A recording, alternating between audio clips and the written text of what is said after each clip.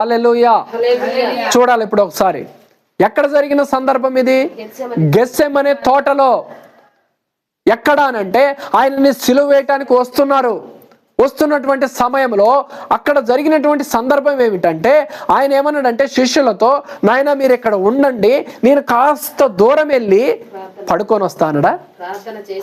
చెప్పాలి గట్టిగా చెప్పాలి మీరు. పడుకొని వస్తానడా? ప్రార్థన ఏం చేస్తానడా ఆయన? ప్రార్థన చేసి. ఎవరికి?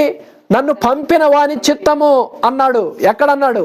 మత్తయి సువార్త 26. అవునా కదా? అక్కడ చెప్పాడా లేదా? అదే మాటని ఇక్కడ జ్ఞాపకం చేస్తూ ఎవరికి చేస్తున్నాడు ప్రార్థన అంటే, పరలోకమందున్నటువంటి తండ్రికి ప్రార్థన చేస్తున్నాడు. అయ్యా శిష్యులారా మీరు ఎక్కడుండి ఏం చేయండి అన్నాడు? మీరు కూడా ప్రార్థన చేయండి, మెలకువగా ఉండి.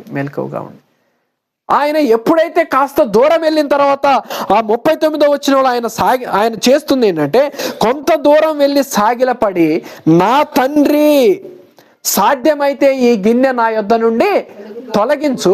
ఇప్పుడు చదవండి. అయినను నా చిత్తము కాదు, నా ఇష్టము కాదు, నీ చిత్తమే.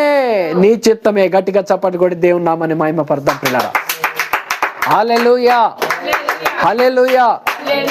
ఏమండి, ఇదేమన్నా వేరే దేశానికి వెళ్ళే సందర్భమా? కాదు, సిలువ మరణానికి వెళ్ళేటువంటి సందర్భం. అక్కడ కూడా తండ్రి ఒకవేళ నన్ను తప్పించయ్యా అని అడుగుతుండా, లేకపోతే నీ చిత్తం అంటున్నాడా? నీ చిత్తమే. తండ్రి సాధ్యమైతే ఇది నీ యొద్ద నుండి తొలగించు, అయినను ఒకవేళ నీ చిత్తమే నెరవేర్చయ్యా, నీ చిత్తమే నెరవేర్చు, నా ఇష్టం కాదన్నాడు.